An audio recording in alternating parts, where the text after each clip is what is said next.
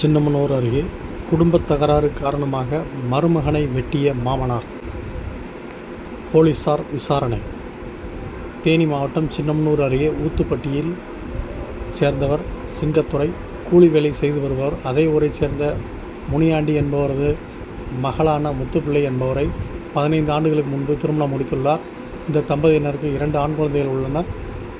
சிங்கத்துரைக்கு குடிவழக்கம் இருந்து வந்துள்ளதாக கூறப்படுகிறது. இதன் காரணமாக சிங்கத்துரைக்கும் மனைவி முத்துப்பிள்ளைக்கும் அடிக்கடி வீட்டில் சண்டை நடைபெற்று வந்துள்ளது.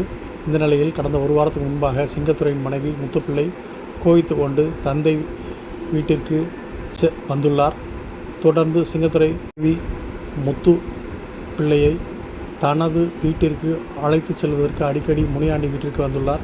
இந்த நிலையில் 27ஆம் தேதி இரவு மனைவியை தனது வீட்டிற்கு அழைத்து செல்வதற்காக சிங்கத்துரை முனியாண்டி வீட்டிற்கு வந்ததாகவும், அப்போது அவர் மது அருந்திவிட்டு வந்து தகராறு செய்ததாகவும் கூறப்படுகிறது.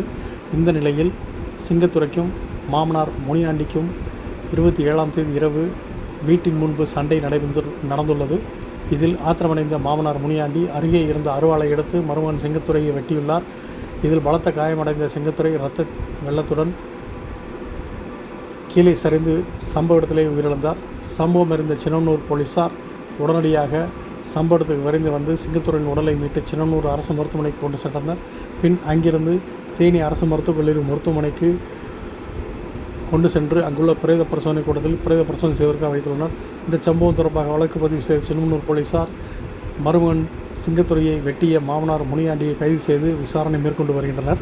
குடும்பச் சண்டையில் மருமகனை மாமனார் வெட்டிய சம்பவம் இப்பகுதியில் பெரும் பரபரப்பை ஏற்படுத்தியுள்ளது.